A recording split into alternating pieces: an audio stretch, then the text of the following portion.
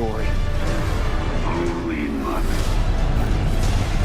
Dune Part 2 was released a few days ago on OTT platforms, and while the iron was still hot, HBO has decided to hit the hammer into the form of the first trailer for Dune Prophecy. The series is set around 10,000 years before the event of Mr. Villeneuve's Dune movies, and it'll focus on the birth and rise of the Bene Gesserit, the order of almost supernatural women who play a critical role in the polity of the galaxy-wide Imperium. While we have a bunch of videos lined up for the new show, in this one, we're going to be exploring the 16 major confirmed characters. So without further ado, let's begin. But before we get into our explanation, we have a very small request. If you like our content, please support us by subscribing to our channel. This is a small click for you, but for us, it means a lot. Thank you. Let's begin.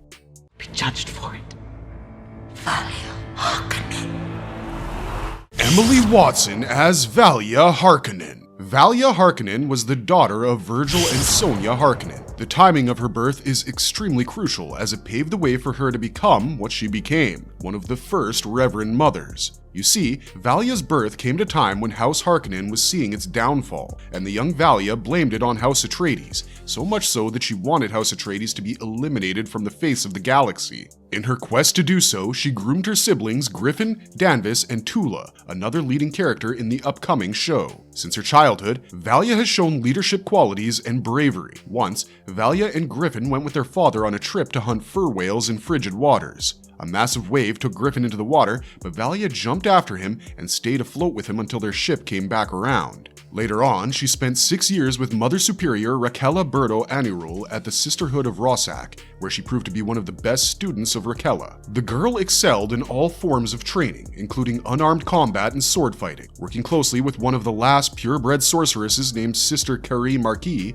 she learned about drugs and poisons as well. Valia's dedication brought her closer to Raquella, who told her all about the Sisterhood's computers. Now, for the uninitiated, the Butlerian Jihad was carried out against computers because they threatened human survival. Eventually, she chanced upon Vorian Atreides and sent her brother Griffin to Arrakis on a mission to eliminate Vorian. However, Griffin was killed by Vorian's sister, Hyla Atreides, and this prompted Valia to take the Rossack drug, and not only did she survive, she became the third Reverend Mother. From this point, her trajectory changed completely, and she followed Raquella to rebuild the Sisterhood, which had been disbanded by the Emperor for a while now. When Mother Superior Raquella approached her death, she ordered that Valia and Dorothy would together lead the Sisterhood. But by now, Valia had mastered the voice, which was basically an audio neuro control mechanism. If you could use the voice, it meant that you could make anyone dance to your tunes and maybe commit suicide, which is exactly what Valia made Dorothy do. Valia's story, of course, doesn't end here, and she did a great many things after becoming the Reverend Mother Superior of the reunited Sisterhood, which she also renamed the Bene Gesserit. However,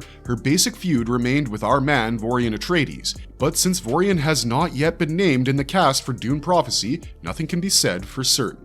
Olivia Williams as Tula Hekinan. So, as I mentioned earlier, Valia groomed her younger sister Tula to hunt down the Atreides bloodline whenever and wherever possible. When Valia discovered a whole other branch of the Atreides family tree thriving on Caladan, the ocean planet, she sent Tula there. By now, Tula had come of age and she married Ori Atreides. However, Tula murdered her husband on her wedding night by her sister's orders. Interestingly, she had kinda fallen for Ori and repented the murder. The subsequent guilt forced her to flee to Chusuk. Eventually, Vorian and Ori's brother Willem tracked her down in Chusuk, but Valia came to her rescue. Personality-wise, Tula was a curious person. While she did what she had to for the good of her house, she was not entirely vile. In Dune Prophecy, Valia and Tula would rise to prominence within the Bene Gesserit ranks, as well as the political landscape of the Imperium. So it should be thrilling to see how things pan out for Tula, especially because the show can take any direction it wants.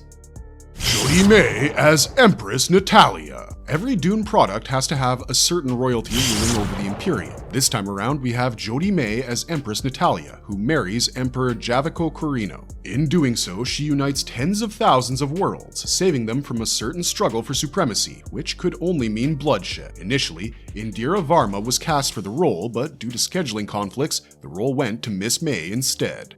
Sarah Sophie Busnina as Princess Inez. Played by the beautiful Miss Sarah Sophie, The Princess Inez is a strong character, but since she's the heir to the Golden Lion throne, she has to bear the pressure of responsibilities that come with being the heir. You see, the Golden Lion throne is the seat of power in House Corino, and much like the Iron Throne from Westeros, the Golden Lion throne is synonymous with the monarchy, and it represents the Imperial throne as well. Although the Golden Lion throne lost its importance after the events of the OG Dune book, the throne is supposed to be quite the thing in the time period in which Dune prophecy is set.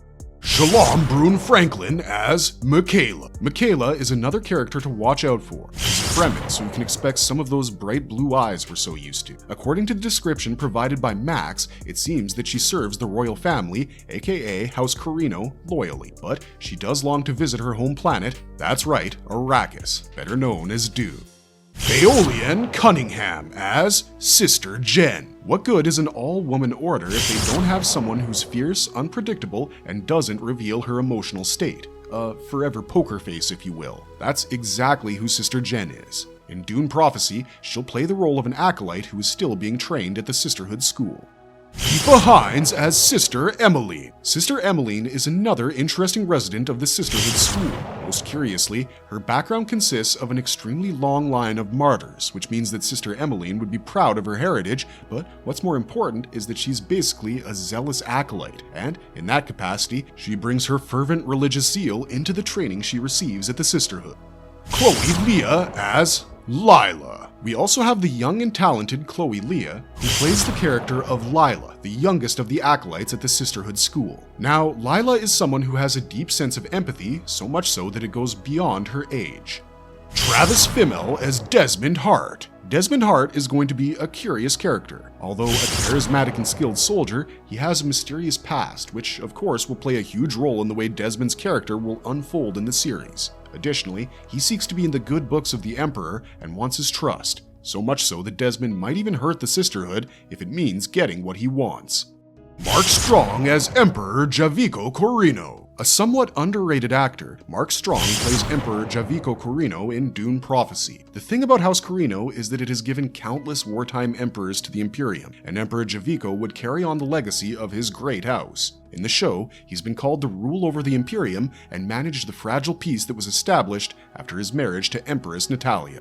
Jada Nuka as Sister Theodosia. Sister Theodosia in the trailer warns the Sisterhood that the Order is playing God and that they would be judged for. She could be talking about the hand that the Sisterhood or Bene Gesserit plays in the whole baby-making process in the Imperium. Additionally, as an acolyte, she is extremely ambitious and talented, but she holds a dark and dangerous secret about her past. Chris Mason as Kieran Atreides. Kieran Atreides is the swordsmaster of House Atreides, and much like most members of House Atreides, he wants to live up to the expectations of his great house and family name. However, it seems as though he will be jeopardizing all of that by building an unexpected connection with a certain member of the royal family.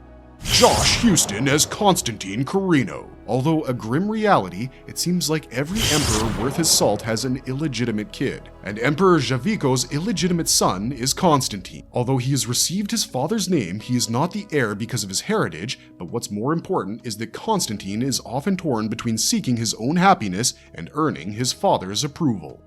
Edward Davis as Harrow Harkin. Much like Valia and Tula, Harrow belongs to House Harkin, and much like the sisters, even he wants to bring his house to its former glory. Alas, that's something House Harkin will never achieve, and that's mostly because of their ways and means. Anyways, Harrow Harkin is essentially a politician in the show, so you can expect a lot of scheming and plotting out of this guy.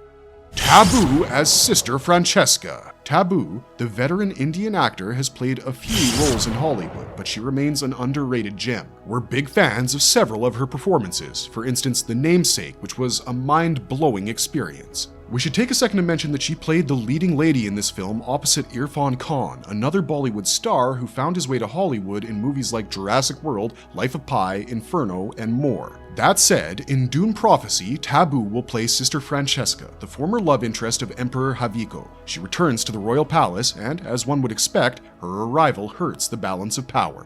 Jihei as Reverend Mother Casha. Lastly, we've got Reverend Mother Casha, who serves the Emperor as his truth saver, someone who sifts the truth from lies. But it seems like her loyalty to the Sisterhood is shaky at best. So these were 16 awesome characters that Dune Prophecy is set to feature prominently. Stay tuned to Marvelous Videos as we'll be hitting you with all the latest updates, predictions, and more about this upcoming show. And if you liked our content, don't forget to leave a like and subscribe to us if you haven't already. Have a good one, be safe out there, and thanks for watching.